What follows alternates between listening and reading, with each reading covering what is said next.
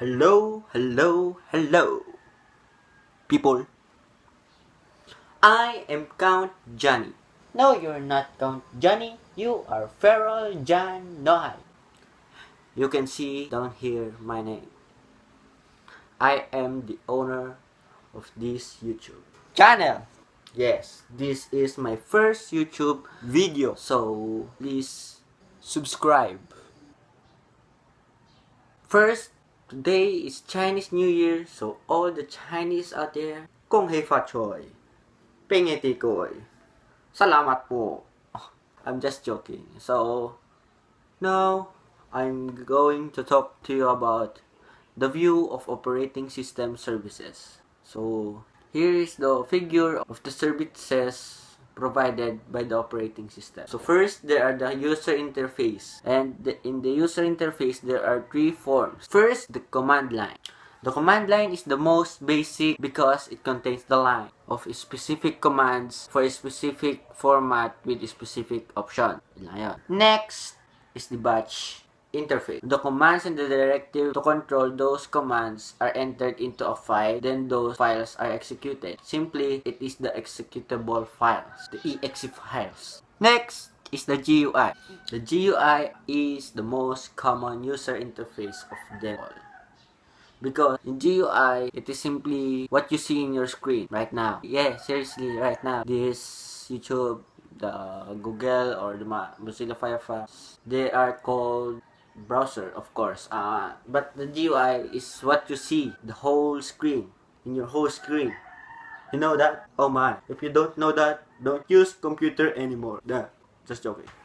Next, these are the services provided by the operating system. First is the program execution. The system must be able to load a program into a memory, then runs that program. So simply, the program must be able to end its execution either normally or abnormally, including the error. That's simply that. Next is the I/O operation. A running program may require I/O, or the input-output, which may involve a file or an input-output device. Next is the file system manipulation. The file system manipulation is just the manipulation of things. You can edit, you can write files, or you can read. So simply, the file systems are there for manipulation. That's more. Next, the communication. Communication, there are many circumstances in which one process needs to exchange information with another process.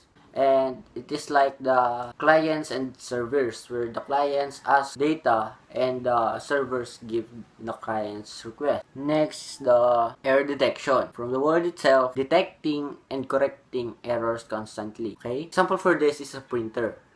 When you are printing and there are too many pages to print and you lack of paper in the printer, then there will be an error occur where the printer will request you to put some paper to that printer so that it can print. So another set of operating system functions exists not for helping the user but for ensuring the efficient operation of the system itself. Next is the resource allocation. When multiple users or multiple jobs running concurrently, resources must be allocated to each of them. Then the type of resources are the CPU cycle, the main memory, the file storage, and the I/O device. So next, the counting is to keep track of which user used how much and what kinds of computer resources or processes. Next, protection and security. The owner's information is stored in a multi-user may want to control use of that information should not interfere each other.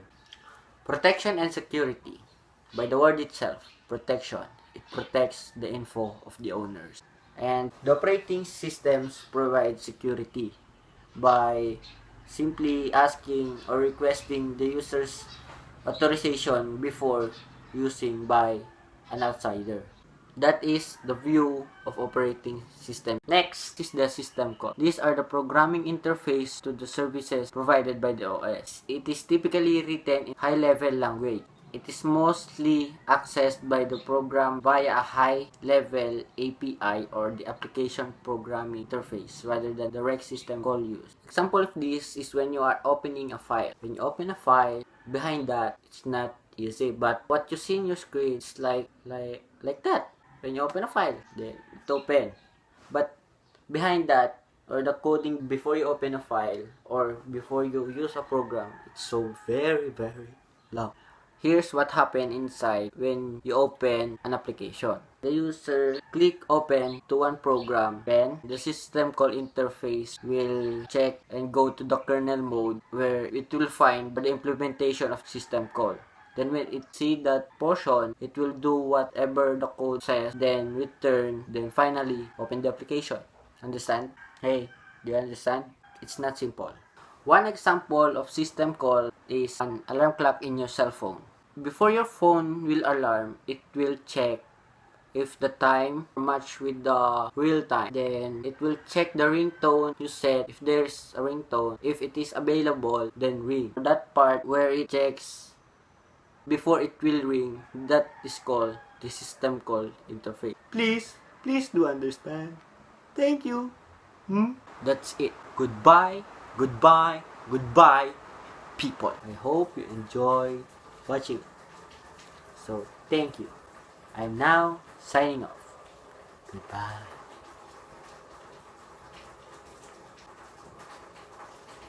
Profis!